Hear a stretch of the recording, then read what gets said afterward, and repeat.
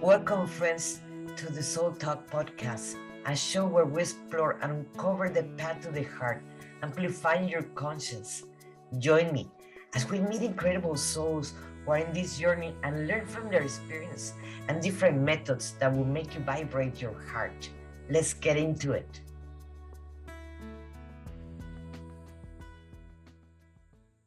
Hello, everyone. This is Monica Ramirez, Warrior of Love, and thank you for being back in Soul Talk. Today, we have a friend that I just met a while back talking about a spirit. And she caught my attention in there. And it was so transformative, the talk that she gave in there, that I actually have a session with her.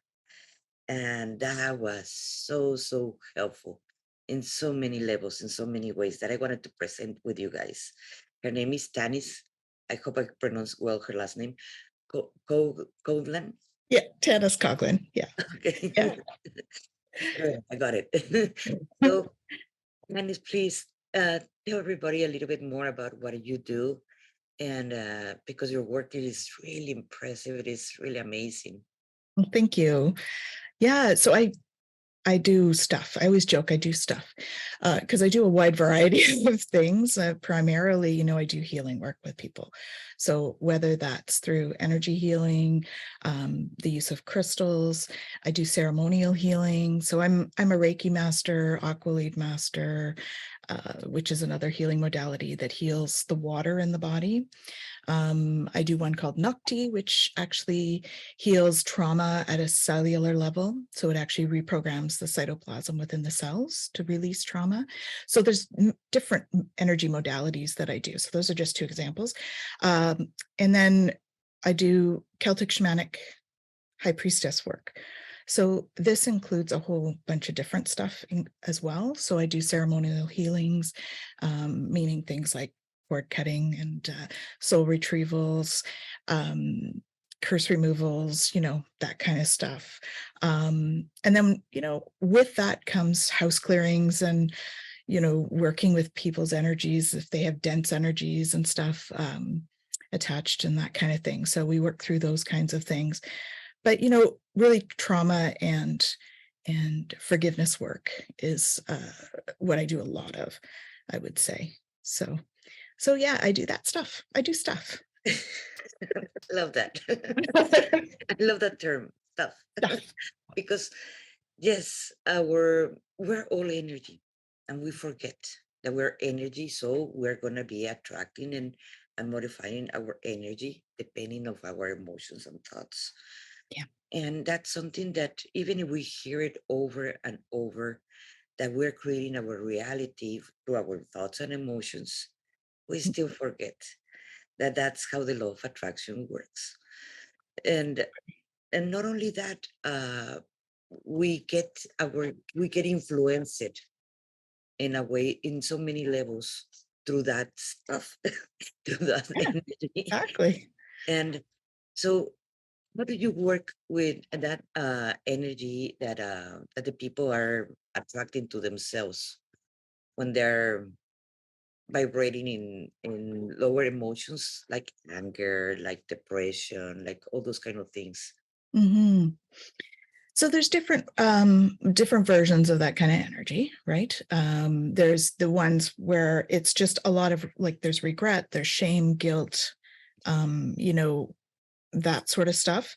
And that's where forgiveness really plays a big role. So I use the Ho'oponopono with a lot of people, and that's really, it's from the Huna tradition. I use a little bit of a different version just because it's been modified as I went through my client work and stuff. But that really does help a lot of people in a lot of ways. And it's so simple. I remember when I first found it, it was like I needed to do some of my own healing, of course. That's how we get into these things, right? We have our own work to do, and we start working through our own healing work, our own path, in order for us to be able to help others. So, you and I have both been through our own stuff, and there's that word again. And then we work through that so that we know what it's like, right? And so I think that is really helpful when we're when we come into the healing world, because it does enable us to be able to be empathetic to our clients and be able to have that compassionate approach with them. And so when I found the Ho'oponopono, I remember people telling me, you know, just forgive them, just let it go. And I was like, I don't know how to do that. Like, how do you do that? And when I found the Ho'oponopono, it was like, there's a way to do that. Here, this is the way, right? And so that really sort of pushed me through my own journey in a time when I really needed it. So that's a big tool for that stuff. When we get into worry and all of that, like then you're looking at more like reframing, you know. So why are we worrying about what's going to happen next week? Let's focus on here and now, right? What's going on right now? Because really worry and anxiety are future-based, guilt and shame are past-based. So if we're right now, this is where we find the peace, is right now.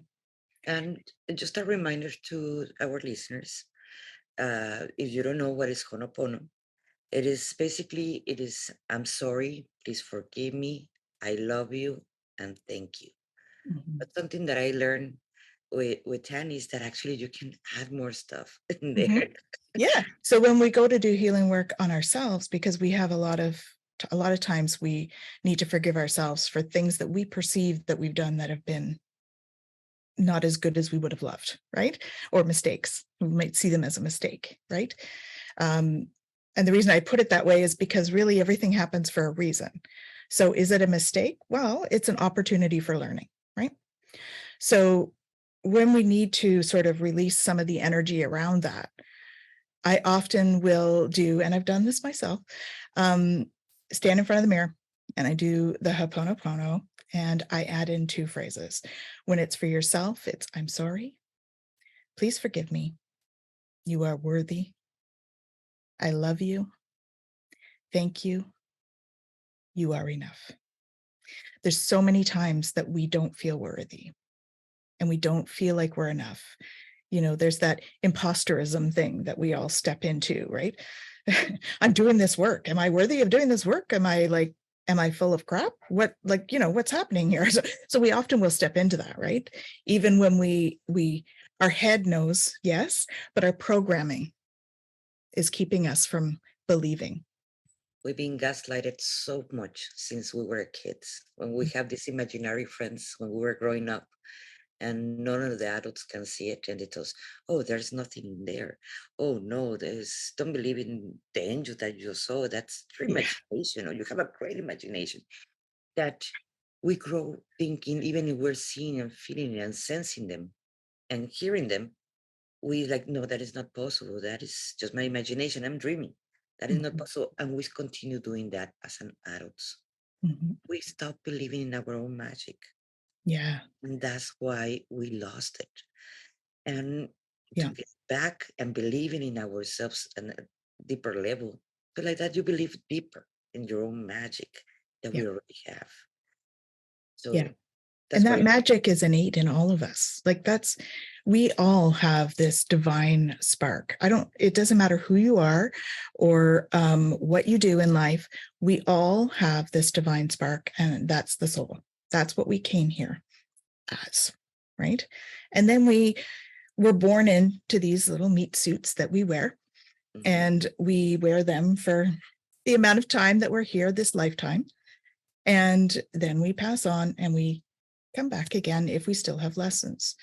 So in my lineage, what they teach is really we have many past lives, and we have like this whole list of, you know, things we got to learn as a soul before we can become enlightened or creator beings, right? And this whole list is things that we need to come down and learn. So we end up making soul contracts with our soul family.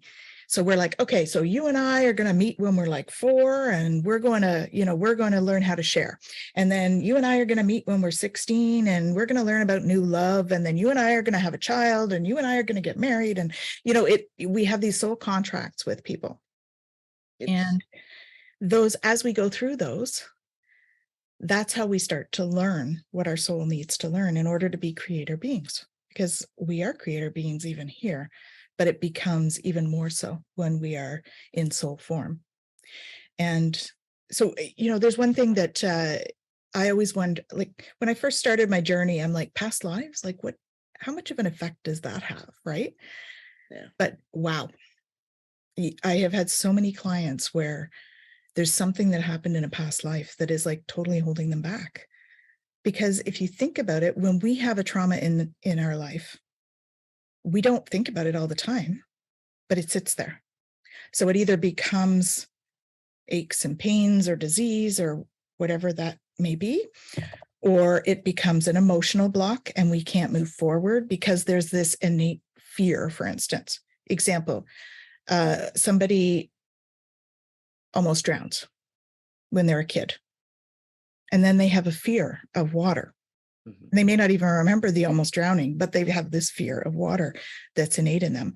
Well, past lives can be the same way. So you have somebody that drowns in a past life. They come here and they don't want to be in water. It's just, it's in them, because this divine spark, this energy that is the soul that we take from one life to another, life on earth, I should say, or life, physical life. Thank you. That we take from, they talk to me all the time, that we take from one physical life to another. So that's like your soul DNA. And the soul DNA, the soul, that energy that I'm talking about, it actually weighs 3/4 of an ounce. They've done studies on that before and after death. And bodies are consistently, I think it's 2/3 to 3/4 of an ounce in that range difference. I have a question that I've been asking myself for a while. And in fact, even in the morning, I had a talk with my son that it was a big boom in the community about a woman that do regressions. And she have about 7 or 8 lives. She only talks about her 7 or 8 lives when she was a queen in different kingdoms and so and so. And that's all she talks about it. And he was telling me that people were saying they didn't believe in past lives because it was impossible that a human being has 5 or 6 lives as a queen. And I told him it is possible. She forgot to mention when she was a slave, when she was gay, when she was a male, when she was a prostitute, when she was all those were important lives too. Absolutely. Those are filled with the most learning. Those lives, right? And we have to fulfill all roles, all types of roles. So we have to be male, female, other, right? We have to be straight, gay, other. We were already witch and we already burners. I remember 2 of my past lives, burn as a witch. So, and many of the light workers and the star seeds or people that are healers, we were already burning in the stake at least once. So interesting. So here's an interesting thing. So the way we're supposed to play both sides, I had 2 separate lifetimes, one where I was a witch and one where I was a bishop, and I was one of the judges in witch trials. And I had to do some clearing work on that life, I'll tell you. So it was like, and it was interesting the way it was shown to me, because the guides showed me almost both of them like superimposed on each other, so that I was seeing myself sitting here in the chair as the witch or the plaintiff, and then I was seeing myself as a judge over here. And so it was like both lives were superimposed on top of each other for me in this visual, and getting goosebumps. And that's my confirmation, guys. So I had to really I had to do some real healing work on that, because whoa, to be told that you were like in that position when I'm a light worker, witchy girl now. So, oh my gosh, what did I do? Right. And not only we encounter again and again the same people that we were in past lives. Like I remember one time I was with my ex-husband and he was telling me to do something and he was really controlling, and it just hit me, the wave of remembrance of my past lives. And I completely remember when I was a Black woman and I was his slave. And I told him, hey, I'm not going to be doing this in this timeline. And he don't believe in past lives. And he's like, what are you talking about? You were my slave owner. Like, I don't believe you. But I still, this moment, I still remember when I was his slave and I was the Black woman that I was his slave. And funny, in this timeline, we got married. And it was how the dynamics actually work. So we can understand the different types. At the end, it is about learning to love ourselves deeply. Yeah. And the other persons that it was cruel in the other timeline, that we still have to love them. Yeah. Learn to love them in this timeline. And So that's where the Ho'oponopono can help. yes. Not Yes. only with this timeline, but, you know, like that kind of thing that you're talking about there, you could go back and I think you're fairly visual, so you can go back and picture that other timeline and do the Ho'oponopono on him as he looked in that timeline, as opposed to this one, right? And then you can do it on him now. And it creates this multi-dimensional healing, because we are multi-dimensional beings. Yes. And there is no time and space, Yes. right? Everything is happening right now, and we just go and visit different now moments depending on where we're at. So as people get confused about traveling to past lives or future lives or different dimensions, that is a different place. In reality, it's in the same place, and everything's happening at the same time. I know it's confusing because it has never been taught that way. No, it has been taught that it is past us and behind us, and the future is in front of us. But in reality, everything is happening at the same time, and all the dimensions too. 5D is not another place. Nope. It is a different state of conscience. Yeah, that's all it is. Well, and it can be a different state of being as well. You know, because when we talk about our guides and stuff, right? Everything is vibration. So as we know, when we have higher vibration things like frequency, in terms of like sound, it's high vibration. And so sound is invisible, right? It can be all around us, but invisible.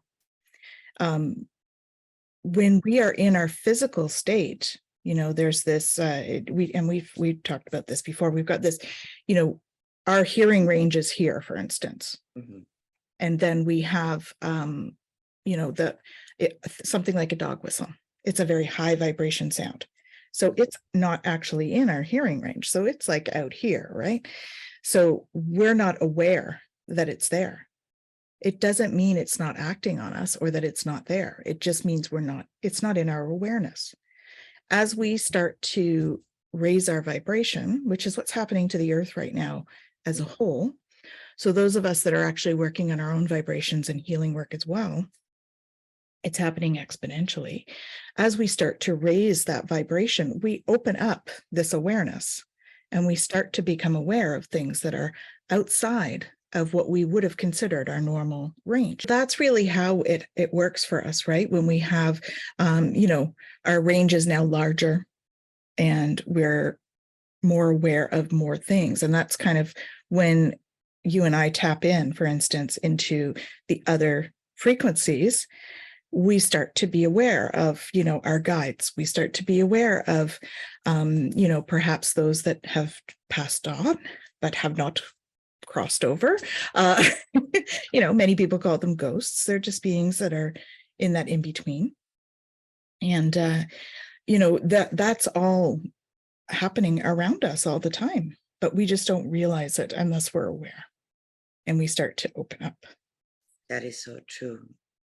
Before we go into that area, I wanted to ask you, do you carry the PTSD from a past life to this timeline? And how do you work PTSD in this timeline when it comes from a past life? I have done the Ho'oponopono. So PTSD? Yeah. It's the trauma? It is. I mean, you have to do some more stuff as well. You know, doing some soul retrieval. Before that, I use the Nukti a lot because it really helps because it goes into all the cells, right? Where our energy, our soul energy permeates all of our cells when it's here, right? It's not just a little So it permeates everything. So when I use the Nup tea, it actually goes into all of that energy and helps to transform it. But doing the forgiveness work on the past life is very impactful. It heals the energy, the connection to the experience. That's what Ho'oponopono does.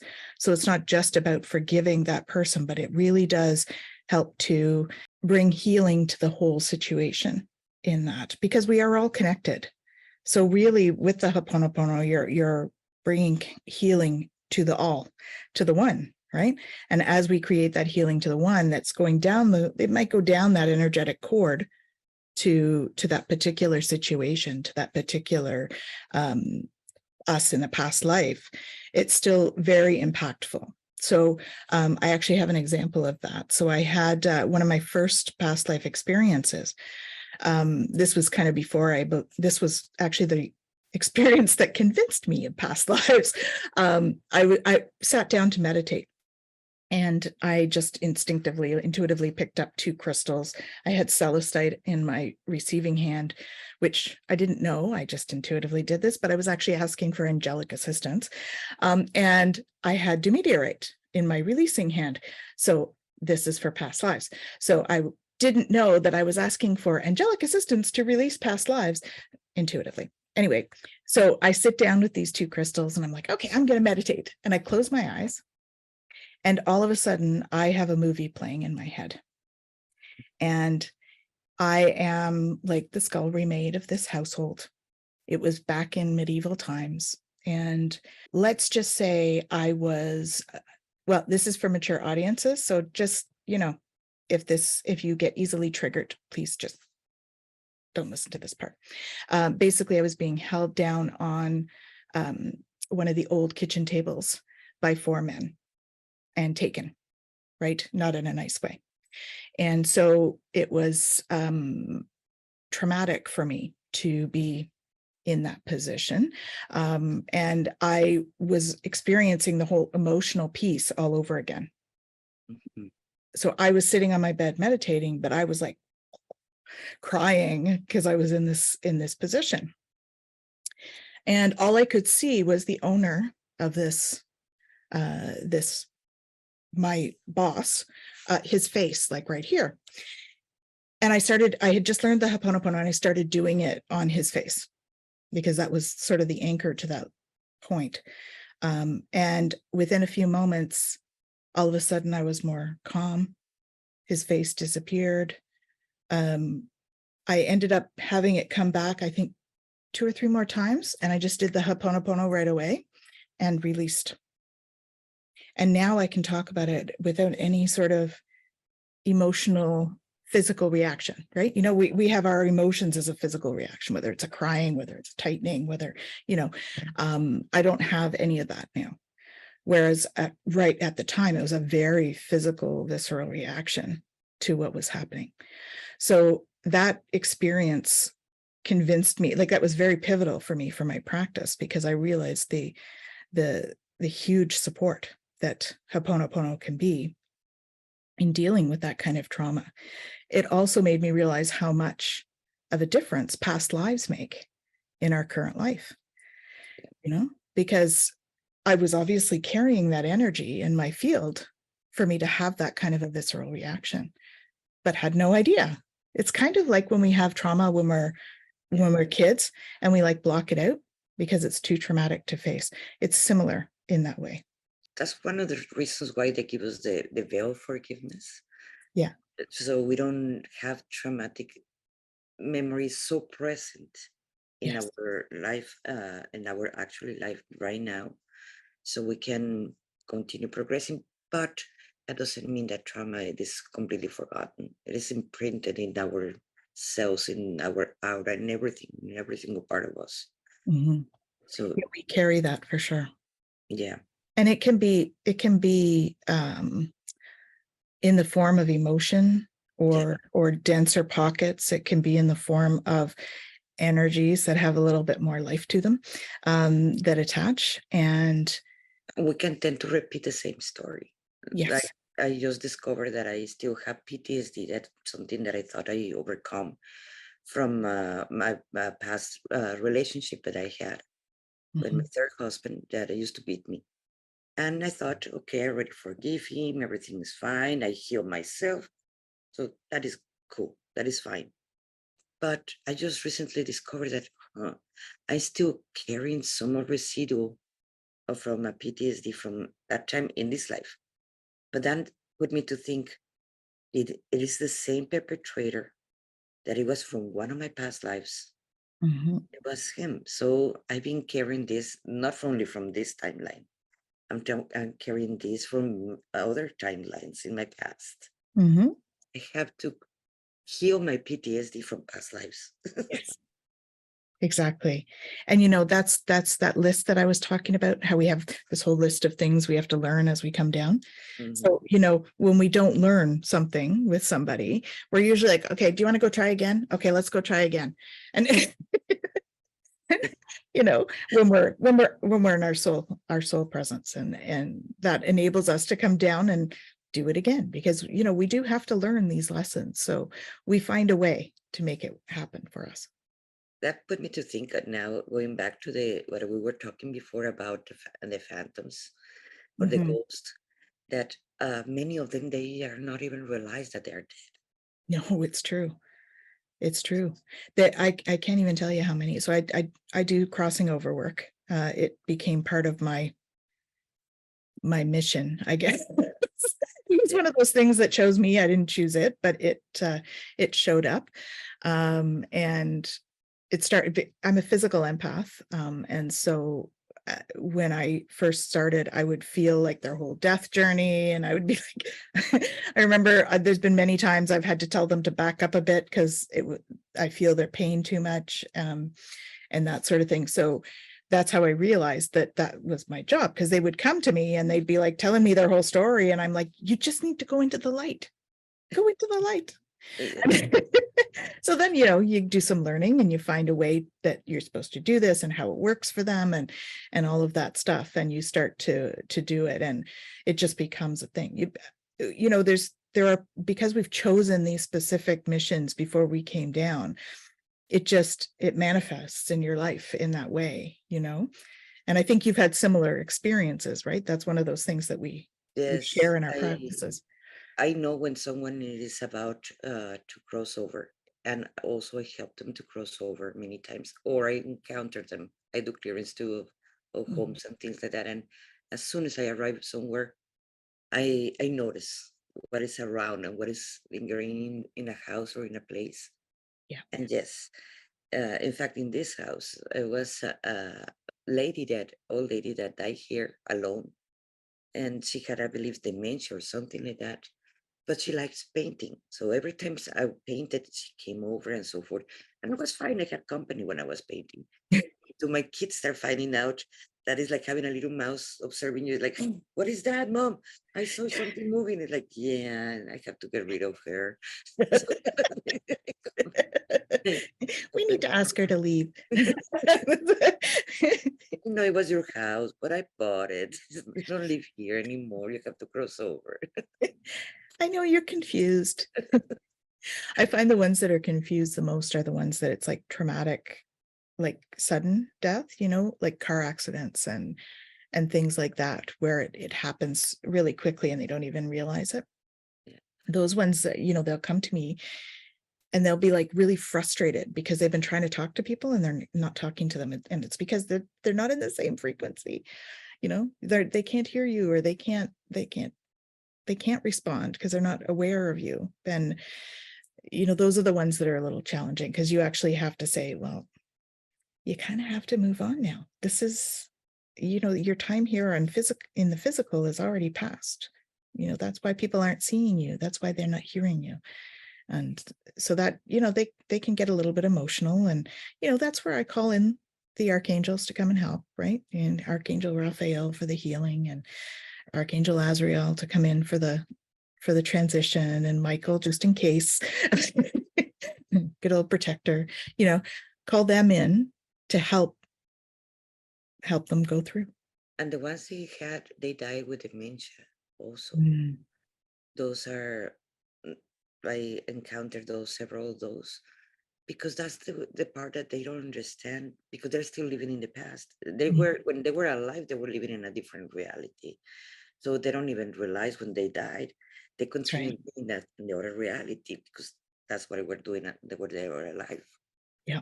So that is just encountering them that cross to the light. They don't understand why they have to cross to the light if they're alive in their head. Yeah. Yeah. I have a theory about Alzheimer's and stuff, actually, because, I find there's so many different frequencies. And I often talk about frequencies, like tuning into it like you would on a tuning knob on a radio. You can tune into the different frequencies. And I sort of feel like those people are very much they're it's like their radio station's gone off a little bit. So they're not quite on the station. So they're not on the next station, they're kind of in that static area between.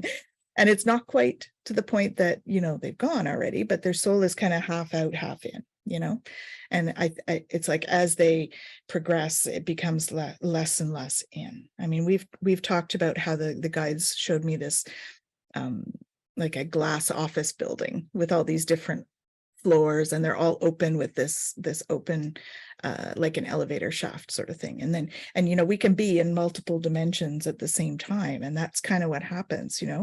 It's like when we're doing, so when, even for us, when we're doing like really physical, like we're doing the dishes and we're focused and we're having to really, or driving a car, right, we have to be mostly in our 3D reality to be able to manage that kind of thing. So we need to do the grounding. We need to make sure we're in this ground floor of this office building.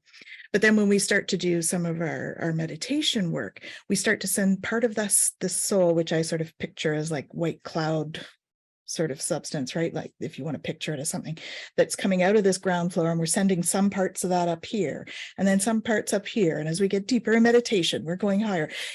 I say higher, but it's higher frequency only, not higher physically.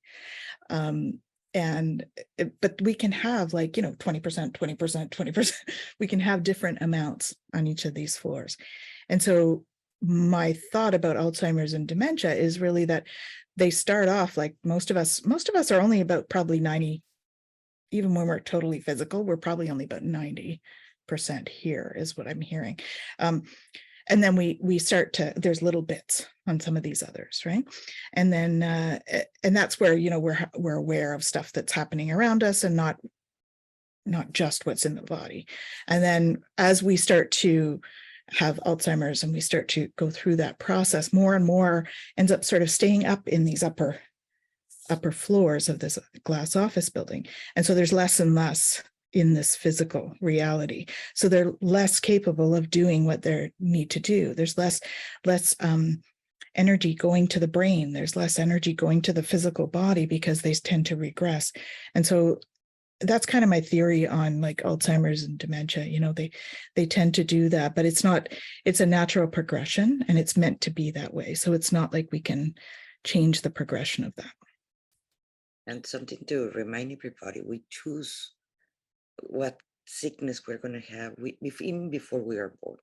Mm-hmm. We know what experience we're going to have in this line, etc. We choose all that, and Alzheimer's is one of them. It is one of those. Yeah. As much as that's hard to take accountability for, though, when people have had really tough lives and you tell them that and they're like, I would never choose what I've gone through. But we have to remember that our soul has a very different perspective. Our perspective, or our objective in the physical body, is to like enjoy life and be here, be physical and do stuff. As a soul, we're going down to check off this list that we got. We're not here to just do whatever physical. That's the bonus of being physical, is that we get to taste and feel and all of that stuff. But we have, our mission is really our soul mission, because we are soul spiritual beings having a physical experience. Hi everyone, this is Monica Ramirez, the Warrior of Love, and I wanted to talk to you about Path to the Heart. That is a transformational system that I created, that it goes in 3 levels, and at the end, even you receive a certificate as a healer and a channeler. But let's start from Path to the Heart level 1, that is transformation and metamorphosis, like my book. That is precisely the path to the heart level 1. And the path to the heart level 1, it is because many of us, I used to feel like that. Even as a Reiki master and learning so many techniques, every time I work with a client, I did not felt that I did enough or that I was good enough. And yes, that came from a childhood trauma that started there because I was overachiever. I always trying to prove myself to others. And I was a people pleaser because I was too afraid to stay alone, or people will leave me if I was completely me. I have a lot of resentment to myself for all the mistakes that I have done in the past. And I bet many of you have felt the same way as I used to feel. Well, in Path to the Heart, we are going to be working with the shame, with the blame, blaming others, because a person that is not responsible of their own actions, it is going to be very hard that they can move forward and actually change their life. We have to start owning our things. And in Path to the Heart, you will learn how to start owning your things, but not only stay that, okay, I did it. Yes, and now what? Now you have to learn to forgive yourself for making the choices that you did, and forgive others, because you're going to start seeing others in a very different way. You're going to learn to become the observer of your own thoughts and your own emotions, and letting go all that shame and blame that is being keeping you stuck. And at the same time, the fears is a limiting belief, because I work as an NLP deep inside in theta level. And I explain all this, and we work in theta level with activations and meditations. We have a group also where it's going to be supporting you, people that are working with themselves in the same level. And how many of you also have got stopped because what other people will think about you? So the judgments of others can affect you if you let them. And you're going to learn in this program how you're going to let go the judgments of others. So like that, you really will feel free and empower yourself. So like that, you make better choices and be less reactive. And first of all, you're going to learn how to love with yourself and love your life that you have right now. The second level, it is about clearing family lineage, removing vows and contracts that we all do every time we speak.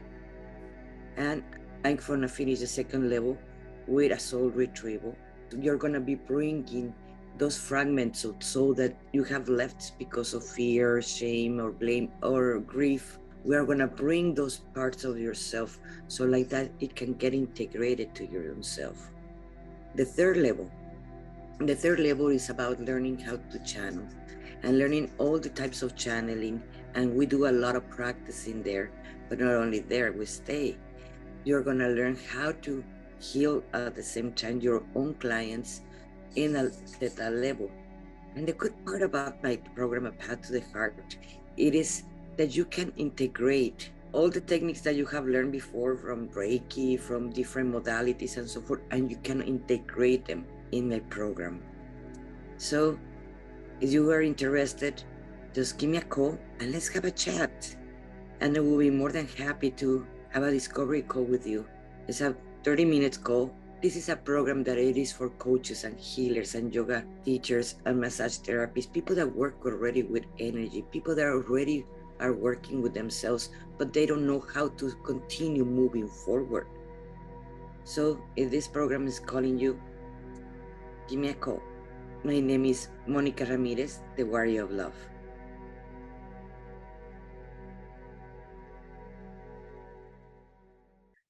I would like to talk about the people that many are in a mental hospital.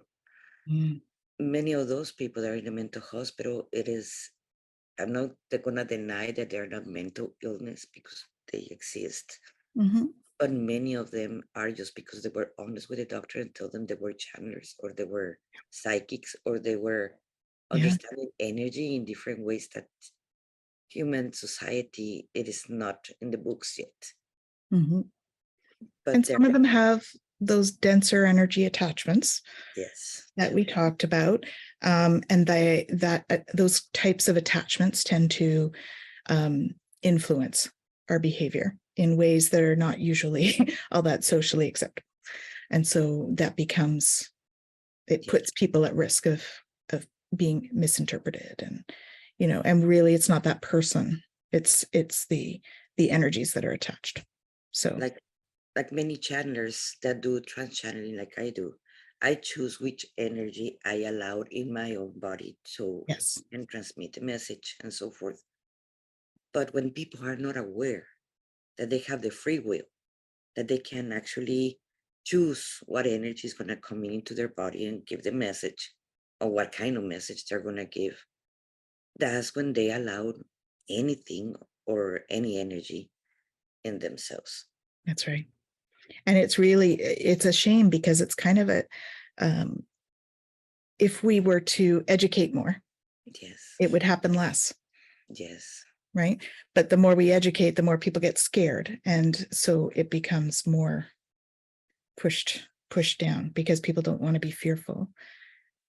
Yes. Unfortunately, Hollywood, religions, and schooling are the ones that have blocked that education. And that's the ones that have brought fear, and not the ones that we're trying to educate. Yeah. What about the energy that is around them? And Hollywood is a big one. It's a really bad one that has been educating since, I believe, movies started about energies, when and it's not, they're not educating. They're misinforming about what it is happening with extraterrestrial lives, or what things that we cannot even see. Yeah. Or what is hell, what is heaven. Yeah. I mean, that in my frame of reference, this could be considered hell that we're in. You know, I don't feel that there is a hell, but it's just a lower vibration existence. Yeah. Right. Exactly. So I don't really believe in hell in the traditional religious concept, I guess. I do feel there's a lower vibration space that people live in, and you know, they can have these energies that influence and take away maybe some of our quality of life and our wellness. And so healing is really, you know, it's a beautiful gift that I am honored to be able to help people with.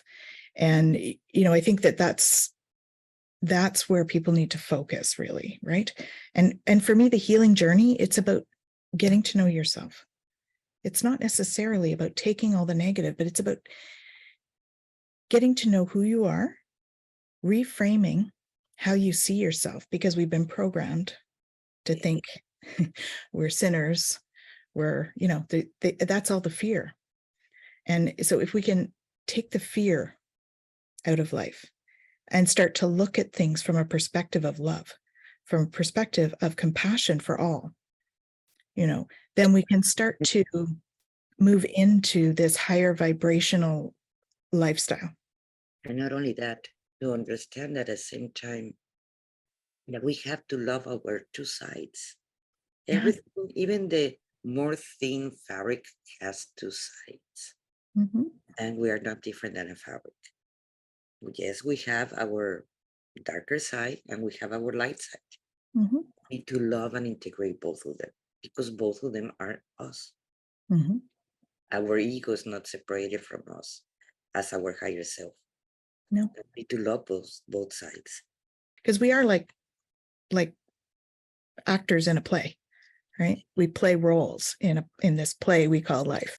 And that's why I was surprised when I encountered this PTSD from that past relationship, because I came to understand that even in my third husband used to beat me and so forth. It took a lot from me to understand and put myself together again and so forth, and believe in me and. But I came to understand that he was my teacher. I have to learn how to love myself, and even learning to forgive him, because he actually signed up to be that perpetuator in this timeline. And more that you do this kind of work, you understand more about the soul to soul. We actually sign up for that, for him to be the perpetrator and me to be the victim in that moment. Yeah. And to learn to put myself together, that Humpty Dumpty again. Yeah. But and to understand that this is a story that probably is being repeating over the centuries, maybe Mm-hmm. the same person. Mm-hmm. The same. Often I think we do it with the same person because we get really skilled at those roles, Yeah. right? And there's also the karmic aspect. So we may do it with the same person with reverse roles. Yeah. So we might, and because you both have to learn what it's like to be in both roles, right? Yeah. So that can happen as well. Yes. Yes, and going back to what it is, heaven and hell, there is a lot of misconception because all the religions in the world, they have put fear and they have learned to control human beings through that. If you're a good person and you go to church and you give us donations and so forth, you're going to go to heaven.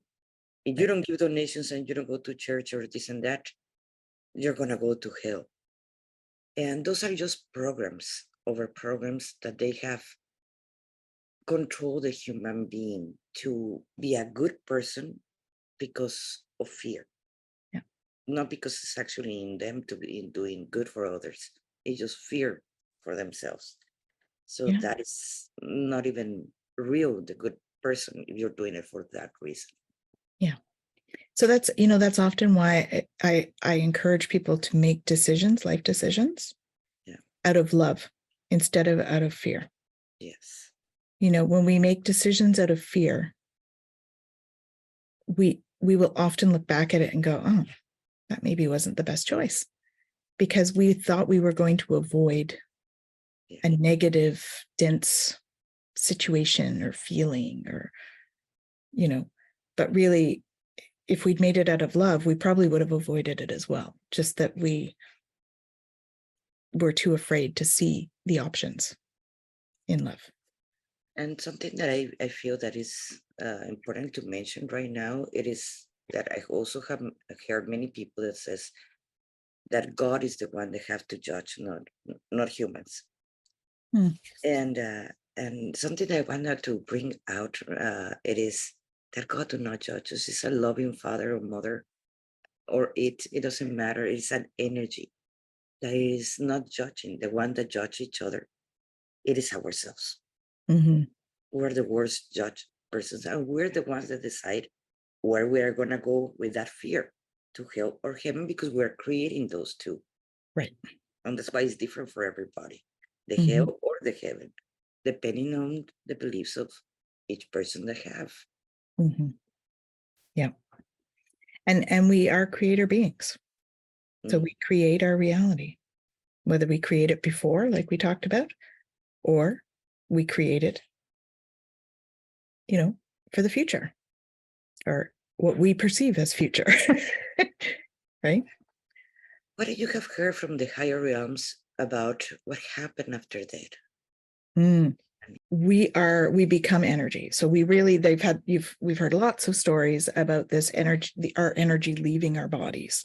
And we can really tell, like if you've ever had an experience where you've been with anyone who's passed, and you can really see the difference, right? It's very different from seeing somebody that's animated and they have all the life in them. That's that energy that is their soul. So that's why, when I say it permeates all of us, that's what happens.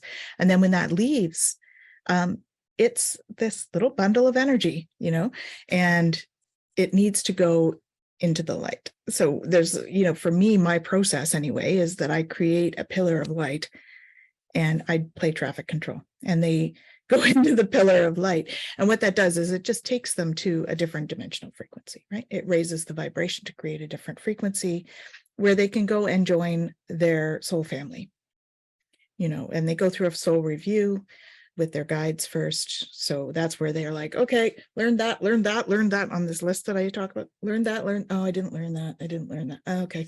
All right. I guess I'm going to go back. So then they go, have a visit with their soul family. And they're like, okay, so you're going to do this, and they end up coming back, right? Until we finish that whole list. And when we finish the list, then we have to go to school. So there's spirit school that we go to after. When we've learned everything we can learn down here on Earth, which takes a few for some of us, slow learners, then, we go to spirit school where we learn stuff that we can't learn here before we actually graduate from there and become creator beings. Well, many souls that come to planet Earth, we came for a calling. Yes. We're not even earthlings. Yeah. So it was hard to learn to be a human. Just imagine it. I come from Mexico. When I moved to the United States, I have to learn to become American because it's a very different culture, even their neighbors. And the kind of food, the Spanish to English, the culture, it is very different.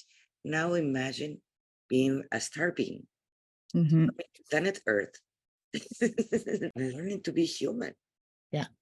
That's has to be shocking for all of us. I think according to my Vedic astrology, anyway, my astrology stuff, it's I've actually had many less lives on Earth than I have on other planets. So my soul itself is a very old soul, but I'm fairly new to the Earth gig. Apparently. I have been here though since pre-biblical times. I've been in that, but my soul's really old. So percentage wise, I've had more lifetimes in the galactic realm of things. So, Pleiadian and Arcturian and Syrian, basically, like from Sirius B. So that's kind of my galactic thing. That was the other thing I didn't mention at the beginning, is that I'm also a galactic ambassador and a galactic teacher. And so that's, another part of my calling. And I think that's probably because of these many lifetimes in the other bodies types of physicality and not physical, depending on the lifetime. And those are experiences that we have also traumas from there. That we have that we brought to planet Earth, and many of the star beings, star seeds, they are born. They're bringing all that information from those lives to planet Earth. Correct. Absolutely, it's the same as having lives here. It's in that sense. I mean, I think there may be less propensity to bring trauma from those lifetimes because they tend to be more advanced beings. So a higher vibrational frequency in those places creates a more loving environment. So there's a little bit less trauma, but they're influenced by lower dimensional beings or lower vibrational beings, the same as we are here. So they still do have some of that stuff. And they have also the Wars of Orion. Let's not forget that. Yeah, exactly. There are some reptilian races that have been not very kind, and some insectoid races that are some. And I do want to say some, because I did have an encounter with some insectoid beings that they were like, please tell everybody we're not malevolent. Like, we're not all malevolent. There are some of us here that are very beneficial for you, and we really want to help you. And so I did promise I would bring that forward. But in history, in the galactic history, there have been many wars that have created that kind of trauma. There have been those experiences. I think that part of that, though, is part of how they have all evolved the way they have. Because you can't change without chaos or that resistance. We have to have some kind of a catalyst for change. We don't, in general, souls like to just, kind of go along. And that's why we're so resistant to change here, because we just want things to be calm and loving, and, and that's fine, but we don't learn. Yes. We have to have the grist for us to learn. Unfortunately, we learn from our mistakes more than our successes. Yeah. That doesn't mean it is impossible, but that's not the majority of the time. Yeah. So really, we should be celebrating when we make mistakes in many ways, right? Because it's that opportunity to learn. So like that whole word, I love the acronym FAIL, right? first attempt in learning is what a fail is. And sometimes it's a second attempt in learning. But we're very persistent. We can be very resilient. And I think that's the beautiful part. So if we can continue to learn as we go down our journey, because that really is our healing journey, learning about self, learning about our journeys here and elsewhere. And if we can continue to learn and love each other and have compassion for ourselves and others, that's how we're going to really evolve, I think, here on our journey. That is beautiful. Thank you. We're going to be needing to have a second interview because I would like to talk more about the galactics. Yeah. And that's part of our lineage. And many people are questioning that, and more right now in this time, that they're about, I feel like it's all over me, that they're about to actually present themselves more openly to the general population, so like that more people actually believe in themselves, in them, and there's no more hiding. Everything that it was hiding is going to come out to the light, and that's one of the things. Yeah, that's really coming, actually. So in my work as Galactic Ambassador, I do work with Commander Ashtar Sheeran and General Radon of the Pleiadian Command and stuff like that. So in that work, that's been the buzz around the Galactic Federation. I would say table, but it's not really a table. But anyway, around the group is that it is the buzz that they're talking about how to do this in a way that doesn't create fear. And that's always been the conversation. How do they let themselves be known here without the fear that's created? And I think, we, in many ways, we've started that journey with things like our movies and stuff, right? Like Star Wars and Star Trek and all of those kinds of movies, encounters of the fifth kind, or whatever it was, the movie, that one, even E.T. Yes. Those start to introduce the idea in a way that's a little bit more palatable for us, I think.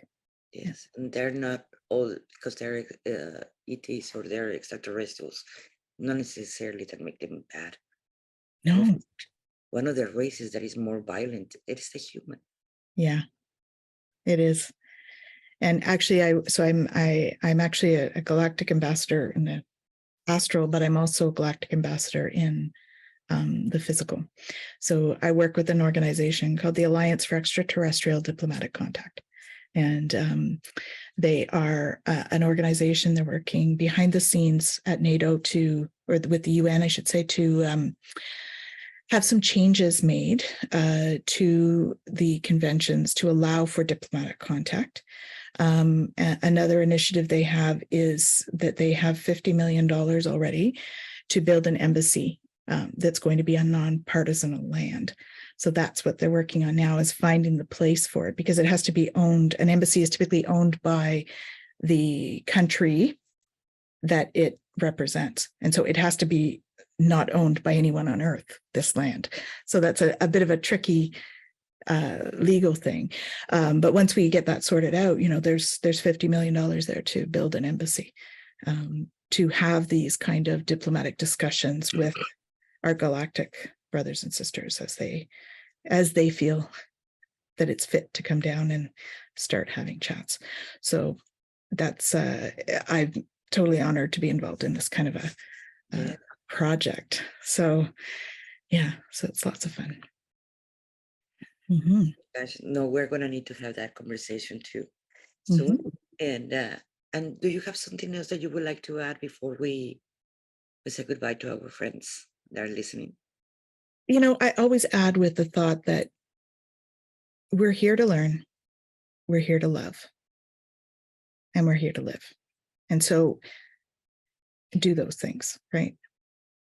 Learn, love self and others, and show compassion.